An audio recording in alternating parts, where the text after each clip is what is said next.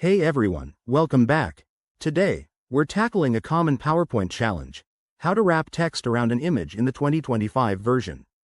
This feature can make your presentations look more professional and polished, saving you time and effort.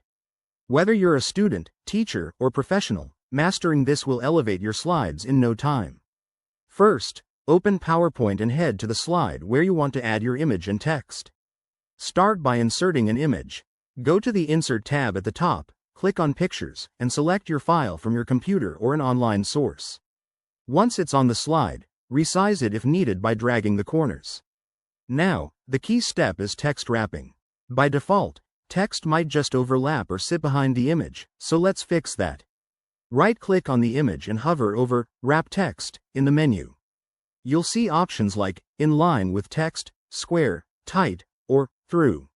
For most cases, choose Square to have text flow around the image's edges, or Tight for a closer fit. This tells PowerPoint how to handle the text relative to your image. Next, add your text. Go back to the Insert tab and click on Text Box. Draw a box on your slide and type in your content. Position the text box near the image. PowerPoint should automatically wrap the text around it based on your earlier selection.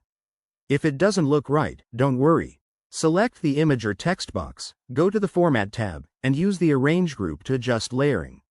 For example, click Send to Back on the image if the text is hiding behind it. One quick tip: always preview your slide by going to the slideshow view to see how it appears. If things overlap oddly, tweak the wrapping option or reposition elements. In PowerPoint 2025, this process is smoother with improved auto-adjust features, but experimentation is key. There you have it. Wrapping text around images is now a breeze. Practice this on your next project, and your presentations will stand out.